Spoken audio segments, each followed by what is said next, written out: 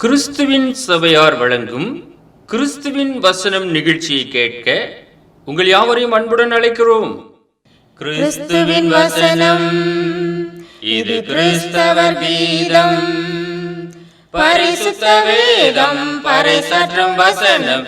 கிறிஸ்துவின் வசனம் இது கிறிஸ்தவர் கீதம், கிறிஸ்துவின் சபையார் வாழ்த்தி வழங்கும் கிறிஸ்துவின் வசனம் இது கிறிஸ்தவர் கீதம். கிறிஸ்துவின் வசனம், கிறிஸ்துவின் வசனம், கிறிஸ்துவின் வசனம். அன்பான தேவ ஜனமே, உன்னதமான தேவ நமக்கு அருளிய பரிசுத்த வேதாகமத்தை ஆராய்ந்து படித்து கற்றுக்கொள்ள உங்கள் அனைவரையும் நம்முடைய கர்த்தராகிய இயேசு கிறிஸ்துவின் பரிசுத்தமான நாமத்தில் வாழ்த்தி வரவேற்கிறோம். இது உலக சுவிசேஷ ஊழிய வேதாகம பள்ளி வழங்கும் வேதாகம ஆராய்ச்சி வகுப்பு. Dear people of God, we welcome you all in the holy name of our Lord Jesus Christ to study, read and learn the Holy Bible that the Most High God has given us. This is a Bible study course offered by the World Evangelism Bible School. இயேசு சொல்கிறார், வேத வாக்கியங்களை ஆராய்ந்து பாருங்கள், அவைகளால் உங்களுக்கு நித்திய ஜீவன் உண்டென்று எண்ணுகிறீர்களே, என்னை குறித்து சாட்சி கொடுக்கிறவங்களும் அவைகளே என்று. யோவான் எழுதின சுவிசேஷம் 5ஆம் அதிகாரம் 39ஆம் வசனம். Jesus says, you search the scriptures, for in them you think you have eternal life, and they are they which testify of me. John chapter 5 verses 39. இன்றைய வேத ஆராய்ச்சிக்கான பாடம் மத்தேயு. மொத்த அதிகாரங்கள் 28, மொத்த வசனங்கள் 1071.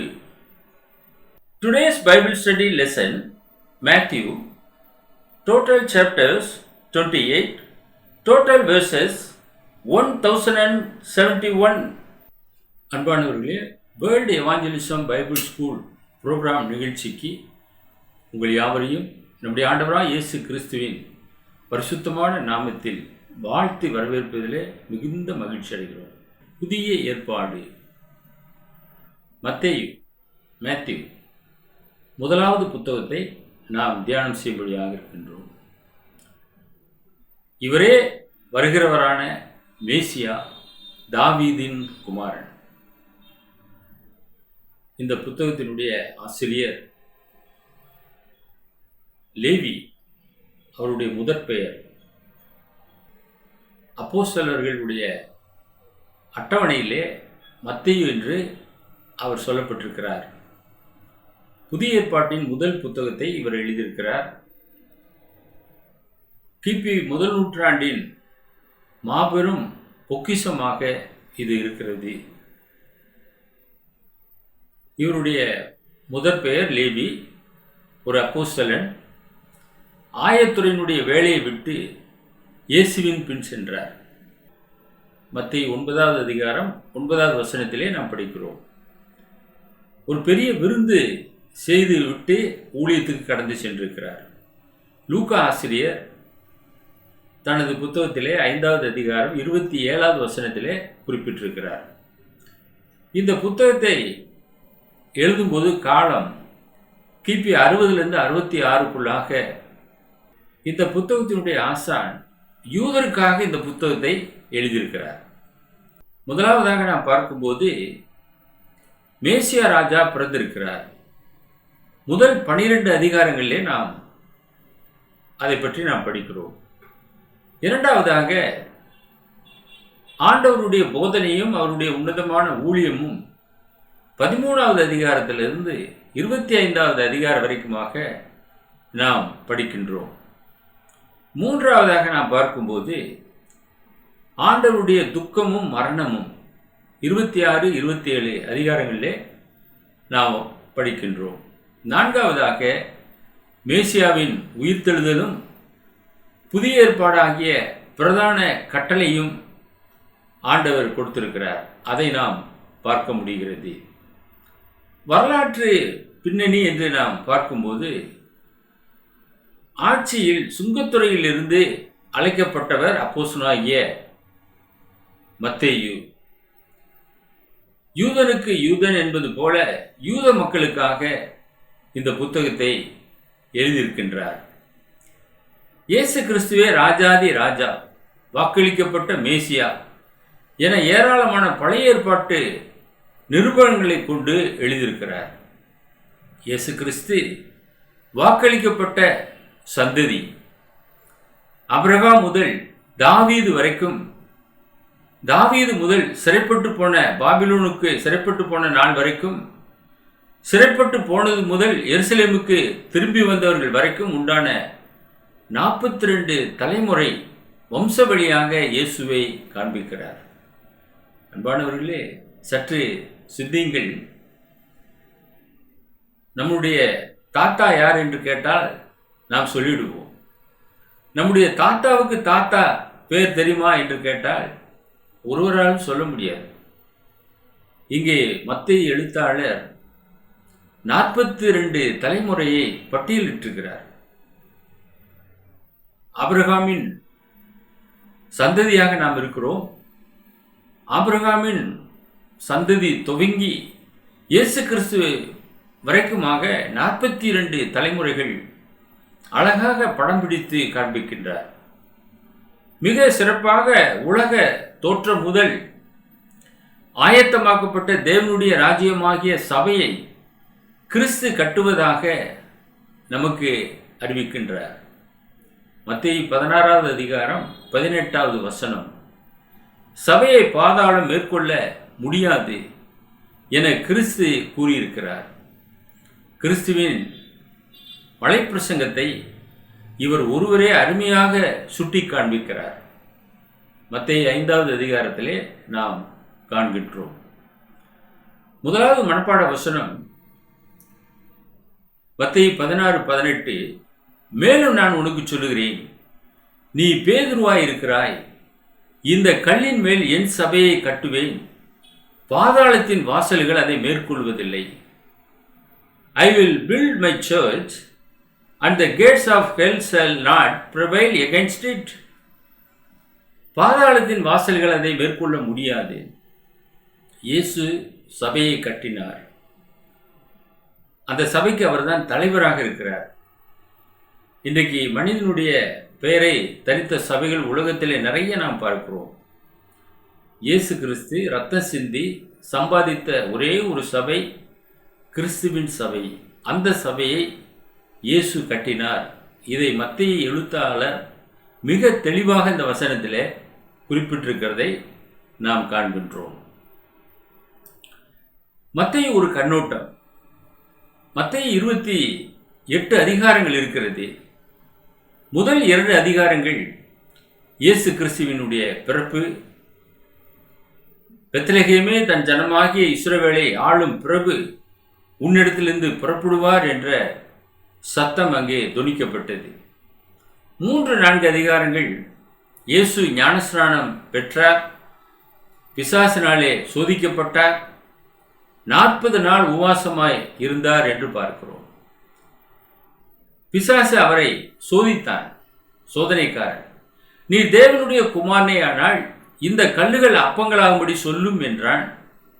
அதுக்கு ஆண்டவருடைய பதில், மனுஷன் அப்பத்தினாலே மாத்திரமல்ல தேவனுடைய ஒவ்வொரு வார்த்தையினாலும் பிழைப்பான் என்றார். விட்டுவிட்டானா?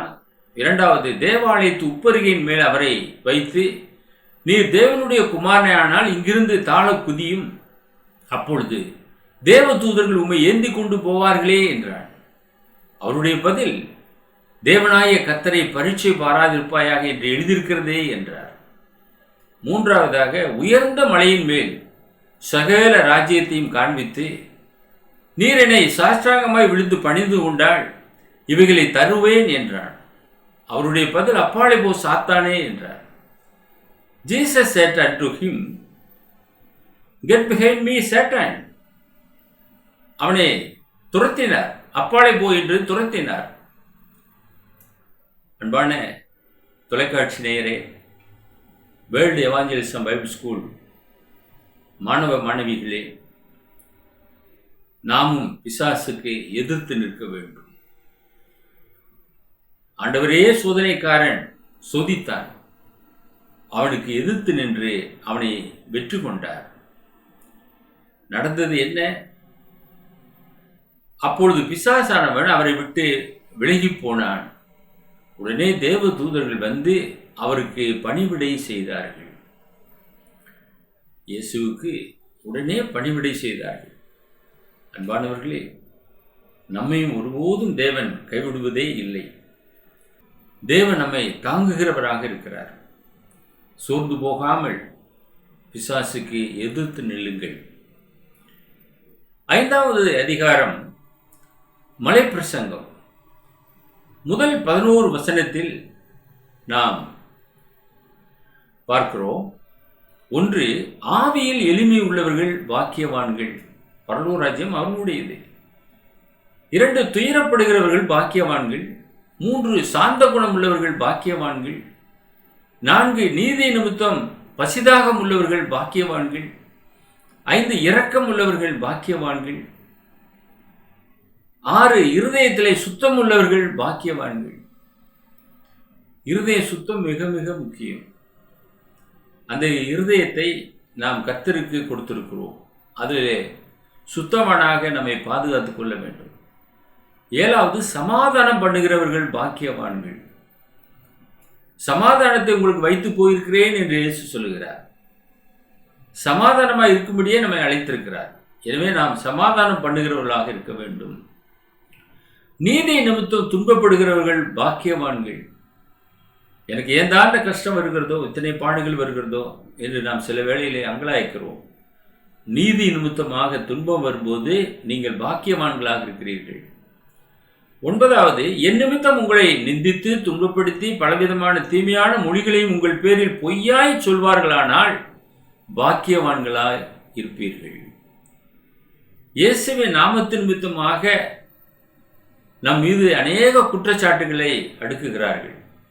பிசாசு அந்த மாதிரி ஜனங்களை ஏவுகிறான். அப்படி பொய்யாய் சொல்லுவார்களானால் பாக்கியவான்களாக இருப்பீர்கள். 10வது, சந்தோஷப்பட்டு களி கூறுங்கள், பரலோகத்தில் உங்கள் பலன் மிகுதியாய் இருக்கும்.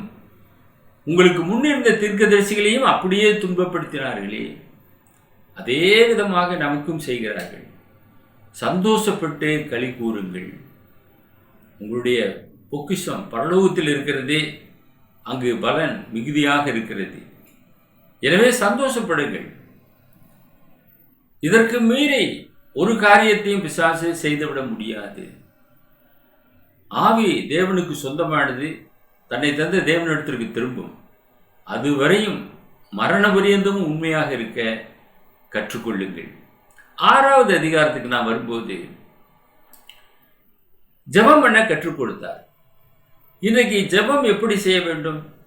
பிதாவை நோக்கி நாம் ஜெபம் பண்ண வேண்டும். இன்றைக்கு ஜெபம் பண்ணுகிறார்கள், இயேசுவை நோக்கி ஜெபம் பண்ணுகிறார்கள். சீஷர்களுக்கு கற்றுக் கொடுத்த ஜெபத்திலே பரமண்டலங்களில் இருக்கிற எங்கள் பிதாவே என்று சொல்லித்தான் கற்றுக் கொடுத்தார். எல்லா இடங்களிலுமே பிதாவை நோக்கியே அவர் ஜெபம் பண்ணினார். நீங்களும் நானும் கூட இயேசு கற்றுக் கொடுத்தபடியாக பிதாவை நோக்கி நாம் ஜெபம் பண்ண வேண்டும். ஏன் இயேசுவை நோக்கி ஜெபித்தால் என்ன என்று நாம் சொல்லக்கூடாது? என் நாமத்தினாலே பிதாவினிடத்தில் எவைகளை கேட்பீர்களோ அவைகளை பெற்றுக்கொள்வீர்கள் என்று சொல்லியிருக்கிறார். எனவே ஒரு எழுத்தின் உறுப்பை கூட மாற்றுவதற்கு நமக்கு அதிகாரம் இல்லை. கூட்டவும் கூடாது, குறைக்கவும் கூடாது. எனவே அவர் கற்றுக் கொடுத்தபடியாக ஜெபிக்க கற்றுக்கொள்ளுங்கள். 7வது அதிகாரத்திலே இடுக்கமான வாசல், கேட்டுக்கு போகிற வாசல். 2 வாசலை பற்றி 7வது அதிகாரத்திலே மத்தேயு எழுத்தாளர் எழுதியிருக்கிறார். இடுக்கமான வாசல் வழியாய் உட்பிரவேசியுங்கள்.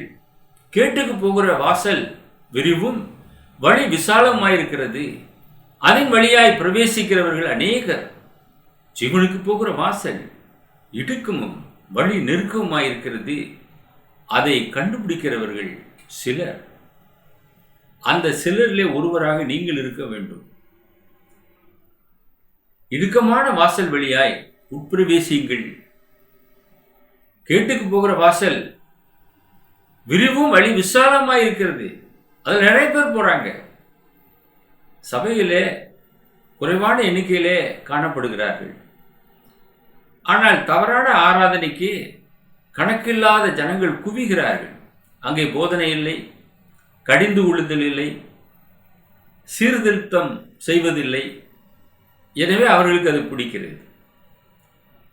சபைக்கு வரக்கூடிய சிலர் கூட வந்தால் ஆராதனை செய்தோம் போனோம் என்று இருக்க வேண்டும், ஏதாவது சொல்லிக்கொண்டே இருக்கக்கூடாது என்று சலித்துக் கொள்வார்கள். அன்பானவர்களே, நாம் பிதாவாகிய தேவனை ஆராதிக்கும்படியாக கடந்து செல்கிறோம். அவருடைய விருப்பத்தை நாம் நிறைவேற்றும்படியாக கடந்து செல்கிறோம். அங்கே என்ன போதனை நமக்கு கொடுக்கப்படுகிறது, அந்த போதனையின்படியாக நம்மை மாற்றி அமைத்துக் கொள்ள வேண்டும். வேதத்தின் வழியே நடக்க கற்றுக்கொள்ள வேண்டும். எனவே இடுக்கமான வாசல் வழியாக உட்பிரவேசிக்க பிரயாசப்படுங்கள்.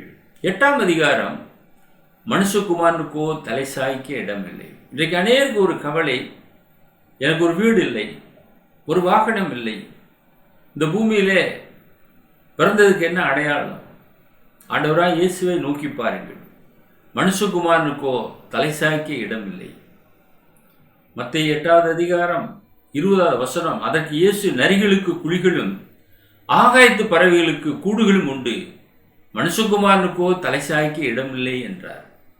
இவைகள்லாம் உண்டு பண்ணினவர் நம்முடைய ஆண்டவராய் இயேசு கிறிஸ்து. அவைகளுக்கு இடம் இருக்கிறது, ஆனால் மனுஷகுமாரனுக்கோ இடமில்லை என்றார். நீங்கள் நானும் இயேசுவினுடைய அடிச்சுவடுகளை பின்பற்றக்கூடிய கிறிஸ்தவர்களாக இருக்கின்றோம். அவர் எப்படி வாழ்ந்தார், எப்படி ஜீவித்தார் என்பதை நாம் பரிசுத்த வேதாகமத்தின் துணை கொண்டு அறிகிறோம். மத்தேயு எழுத்தாளன் 8வது அதிகாரத்திலே தெளிவாக இங்கே எழுதியிருக்கின்றார். 9 முதல் 12 அதிகாரம் வரைக்கும் நாம் பார்க்கும்போது, பலியை அல்ல இரக்கத்தையே விரும்புகிறேன்.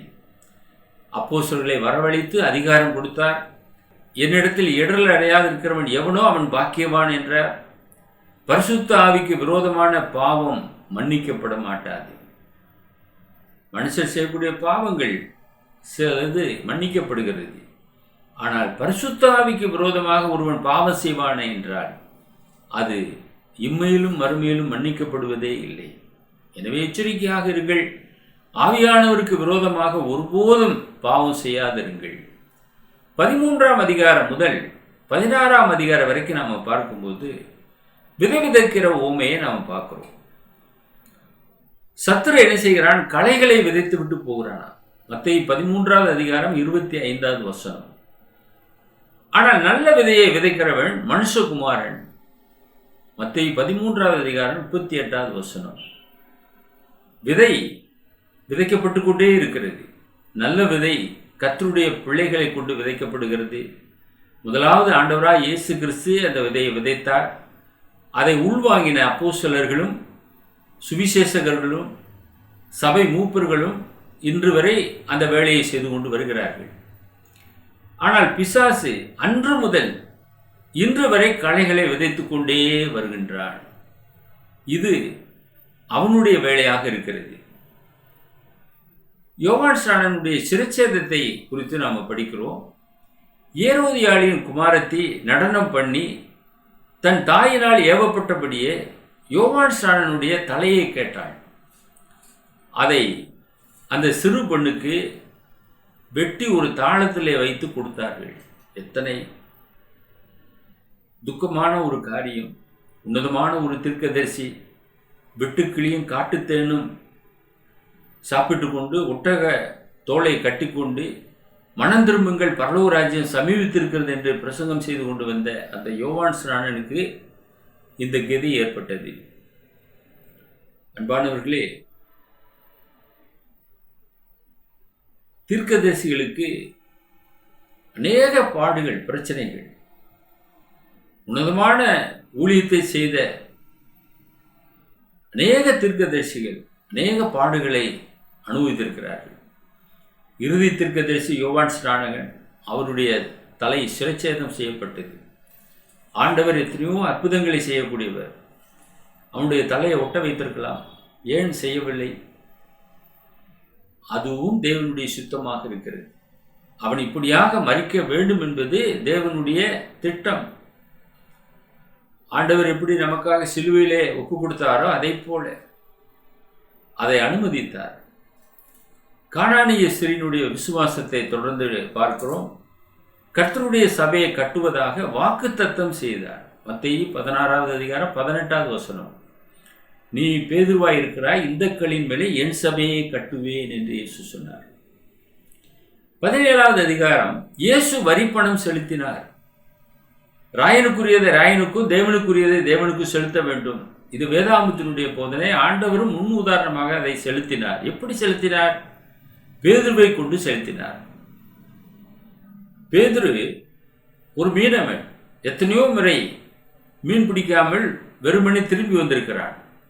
அவனை பார்த்து நீ போய் கடலிலே தூண்டில் போடு, முதலாவது ஒரு மீனை காண்பாய், அதனுடைய வாயில வெள்ளிப்பணத்தை காண்பாய், அதை உனக்கும் எனக்கும் செலுத்து என்று சொல்லி அனுப்பினார். அதே போல பேதுரு போகிறான், தூண்டில் போடுகிறான், மீன் அகப்படுகிறது, அதனுடைய வாயிலே வெள்ளிப்பணம் இருந்தது. ஆண்டவருடைய கஜானா எங்கே இருக்கிறது என்று பார்த்தீர்களா? கடலுக்குள்ளாக இருக்கக்கூடிய மீன் வாயில் இருக்கிறது. மனிதர்கள் கஜானா எங்கெங்கே வைத்திருக்கிறார்கள், ஆண்டவர் கஜானா எங்கே வைத்திருக்கிறார் என்று பாருங்கள். அவர் சொல்ல ஆகும், அவர் கட்டளையிட நிற்கும். அவர் கர்த்தர். அன்பானவர்களே, நீங்களும் நானும் அவரை பின்பற்றுகிறோம். அவர் சொன்னால் நம்முடைய வாழ்க்கையிலும் அது ஆகும். பேதுரு அற்புத விதமாக அந்த மீன் வாயிலே வெள்ளி பணத்தை கண்டு அதை செலுத்தினான் என்று நாம் பார்க்கிறோம். 18 முதல் 21 அதிகாரங்கள் பார்க்கும்போது 100 ஆடுகளை பற்றிய ஊமை. இயேசுவிடம் வந்த ஐஸ்வர்யவான் 2 பிறவிக்கூடர் பார்வையடைந்தார்கள். இயேசு கழுதையின் மீது ஏறி வந்தார் என்றெல்லாம் நாம் பார்க்கிறோம். 22வது அதிகாரம் பிரதான கற்பனை 2. இயேசு அவனை நோக்கி, உன் தேவனாய கர்த்தரிடத்தில் உன் முழு இருதயத்தோடும் உன் முழு ஆத்மாவோடும் உன் முழு மனதோடும் அன்பு கூறுவாயாக. இது முதலாம் பிரதான கற்பனை. இதற்கு ஒப்பாய் இருக்கிற 2ஆம் கற்பனை என்னவென்றால், உன்னிடத்தில் நீ அன்பு கூறுவது போல பிறனிடத்திலும் அன்பு கூறுவாயாக என்பதே. இவ்விரண்டு கற்பனைகளிலும் நியாயப்பிரமாணம் முழுமையும் தீர்க்கதரிசிகளும் அடங்கியிருக்கிறது என்றார். மத்தேயு 22வது அதிகாரம் 37 முதல் 40 வசனங்கள். நாம் 23வது அதிகாரத்துக்கு நாம் வருகிறோம். 23 முதல் 25 அதிகாரம் வரை மாயக்காராகிய வேதபாரருக்கும் பரிசேயருக்குமான உபதேசம். 2ஆம் வருகை, உலகத்தின் முடிவு, அதை பற்றி சொல்லுகிறார். தாளந்தை பற்றிய ஓமை பார்க்கிறோம். 26 முதல் 28 அதிகாரம் வரைக்கும் நாம் பார்க்கும்போது யூதாஸ் இயேசுவை காட்டிக் கொடுத்தான். 30 வெள்ளிக்காசுக்கு காட்டிக் கொடுக்க உடன்பட்டான் என்று பார்க்கிறோம். 26வது அதிகாரம் மத்தேயு 15வது வசனம். இயேசு சிலுவையில் அறையப்படுதல். என் தேவனே என் தேவனே ஏன் என்னை கைவிட்டீர் என்றார். மத்தேயு 27வது அதிகாரம் 46வது வசனம். இயேசுவின் உயிர்த்தெழுதல் மற்றும் கடைசி பிரதான கட்டளை, கிரேட் கமாண்ட்மெண்ட். ஒரு கட்டளையை கொடுத்தார். அதை உலகமெங்கிலும் எடுத்து செல்லும்படியாக கட்டளை கொடுத்தார். பிதா குமாரன் பரிசுத்தாவின் நாமத்தினாலே ஞானஸ்நானம் கொடுக்கும்படியாக கட்டளை கொடுத்தார். அடுத்து ஒரு மனப்பாட வசனம். அப்பொழுது இயேசு சமீபத்தில் வந்து அவர்களை நோக்கி, வானத்திலும் பூமியிலும் சகல அதிகாரம் எனக்கு கொடுக்கப்பட்டிருக்கிறது. ஆகையால் நீங்கள் புறப்பட்டு போய் சகல ஜாதிகளையும் சீஷராக்கி பிதா குமாரன் பரிசுத்தாவின் நாமத்தினாலே அவர்களுக்கு ஞானஸ்நானம் கொடுத்து, நான் உங்கள் கட்டளையிட்ட யாவையும் அவர்கள் கை கொள்ளும்படி அவர்களுக்கு உபதேசம் பண்ணுங்கள். இதோ உலகத்தின் முடிவு பரியந்தம் சகல நாட்களிலும் நான் உங்களுடனே கூட இருக்கிறேன் என்றார். ஆமேன். மத்தேயு 28வது அதிகாரம் 18 20 வசனங்கள். இதுவும் மனப்பாட வசனம். இந்த 2 பகுதிகளில் சொல்லப்பட்ட மனப்பாட வசனத்தை மனப்பாடம் செய்து கொள்ளுங்கள். இப்பொழுது நாம் கேள்விக்கு நாம் வருகின்றோம். கேள்வி 5 கேள்விகள். எப்பொழுதுமே 5 கேள்விகளை கேட்போம். ஒவ்வொரு பாடத்திலுமே 5 கேள்வி. முதலாவது கேள்வி, ஆபிரகாம் முதல் இயேசு கிறிஸ்து வரை எத்தனை தலைமுறை? கண்டுபிடிச்சிட்டீங்களா? 2வது கேள்வி, நான் உம்மாலே ஞானஸ்நானம் பெற வேண்டியதா இருக்க நீர் என்னிடத்தில் வரலாமா என்றவன் யார்? 3வது கேள்வி, இயேசு எப்பொழுது பிசாசினால் சோதிக்கப்பட்டார்? 4வது கேள்வி, இயேசு வரிப்பணம் செலுத்தினாரா? 5வது கேள்வி, இயேசு எந்த நாமத்தினாலே ஞானஸ்நானம் கொடுக்க கட்டளையிட்டார்? நீங்க கண்டுபிடித்த விடை சரியா என்று நாம் பார்க்கலாம். 1வது கேள்வி, ஆபிரகாம் முதல் இயேசு கிறிஸ்து வரை எத்தனை தலைமுறைகள்? 42 தலைமுறைகள். மத்தேயு 1வது அதிகாரம் 17ஆம் வசனம். 2வது கேள்வி, நான் உம்மாலே ஞானஸ்நானம் பெற வேண்டியதாக இருக்க நீர் என்னிடத்தில் வரலாமா என்றவன் யார்? யோவான் ஸ்நானன். மத்தேயு 3வது அதிகாரம் 14வது வசனம். 3வது கேள்வி, இயேசு எப்பொழுது பிசாசினால் சோதிக்கப்பட்டார்? 40 நாள் உபவாசம் இருந்த பின்பு சோதிக்கப்பட்டார். மத்தேயு 4வது அதிகாரம் 2வது வசனம். 4வது கேள்வி, இயேசு வரிப்பணம் செலுத்தினாரா? ஆம். மத்தேயு 17வது அதிகாரம் 27வது வசனம். 5வது கடைசி கேள்வி, இயேசு எந்த நாமத்தினாலே ஞானஸ்நானம் கொடுக்க கட்டளையிட்டார்? பிதா, குமாரன், பரிசுத்த ஆவி நாமத்தில். மத்தேயு 28வது அதிகாரம் 19வது வசனம். அன்பானவர்களே, மத்தேயு புத்தகத்திலிருந்து நாம் இன்றைக்கு பாடத்தை படித்தோம். புதிய ஏற்பாட்டிலே 27 புத்தகங்கள். அதில் முதலாவது புத்தகம் மத்தேயு. அவனுடைய முதற் பெயர் லேவி, மறந்து போயிடாதீங்க. அப்போஸ்தலருடைய அட்டவணையில் மத்தேயு என்று அவனுடைய பெயர் குறிப்பிடப்பட்டிருக்கிறது. 42 தலைமுறையை அவர் பட்டியலிட்டு காண்பிக்கின்றார். ஆபிரகாம் துவங்கி இயேசு கிறிஸ்து வரைக்குமாக வரலாறு உண்மையை பேசுகிறது. பழைய ஏற்பாட்டிலே சொல்லப்பட்ட 53 தீர்க்க தரிசனங்கள் இங்கே மத்தேயிலே நிறைவேறுகிறது. 53 தீர்க்க தரிசனங்கள். ஊமைகள் என்று பார்க்கும்போது 23 மேற்பட்ட ஊமைகளை நாம் பார்க்க முடியும். மத்தேயு எழுத்தாளன அத்தனை ஊமைகளை அங்கே சொல்லியிருக்கின்றார். இன்னும் அதிகமாக நாம் பார்ப்போம் என்றால் அவருடைய மலைப்பிரசங்கத்தை மத்தேயு எழுத்தாளன் மிக தெளிவாக குறிப்பிட்டிருக்கிறார். அந்த மலைப்பிரசங்கத்திலே 10 சம்பவங்கள் சொல்லப்பட்டிருக்கிறது. அந்த 10ஐயும் நம்ம கேட்டோம். ஒவ்வொரு நாளும் கர்த்தருக்காக வேலைகளை செய்து அவருடைய திருச்சித்தத்தை நிறைவேற்றுவோம். இந்த பாடம் உங்களுக்கு பிரயோஜனமாக அமைந்திருக்கும் என்று நாங்கள் நம்புகிறோம். உங்களுடைய மேலான கருத்துக்களை எங்களுக்கு தெரிவிங்கள். ஜெபம் செய்வோம். எங்களை நேசித்து வழிநடத்துகிற பரலோகத்தின் பிதாவே, புதிய ஏற்பாட்டிலே மத்தேயு எழுதின சுவிசேஷ புத்தகத்தை இந்த நாளிலே நாங்கள் தியானிக்கும்படியாக என்னை செய்த கிருபைக்காக நன்றி செலுத்துகிறோம். ஆண்டவருடைய ஊழியத்தை பற்றியும் அவருடைய பிறப்பு முதல் ஆண்டவருடைய 2வது வருகை மட்டுமாக சொல்லப்பட்டுள்ள சில காரியங்களை நாங்கள் தியானம் செய்தோம். கேட்ட அருமையான வேர்ல்டு எவாஞ்சலிசம் பைபிள் ஸ்கூல் ஸ்டூடெண்ட்டையும் நேயர்களையும் பிதாவாகிய தேவன் ஆசீர்வதித்து இந்த நிகழ்ச்சி தொடரவும் 66 புத்தகங்களை நாங்கள் கற்று தேர தேவன் அனுக்கிரகம் செய்துள்ள வேண்டுமாய் இயேசுவின் விலையேற பெற்ற நாமத்தில் வேண்டுதல் செய்கிறோம் எங்கள் பரலோகத்தின் பிதாவே, ஆமென். தன் ஜீவனை ரட்சிக்க விரும்புகிறவன் அதை இழந்து போவான். கிறிஸ்துவின் நிமித்தமாக தன் ஜீவனை இழக்கிறவன் அதை கண்டடைவான். Whosoever will save his life. எங்கள் முகவரி the word of Christ, post office box number 5, Batlagundu 624202, South India. Our mobile number 9443558041. Another number 6379350509. Email address urgenandglory@gmail.com. View our The Word of Christ program on YouTube channel. This is a Bible study course offered by the world evangelism Bible school. May God bless you all.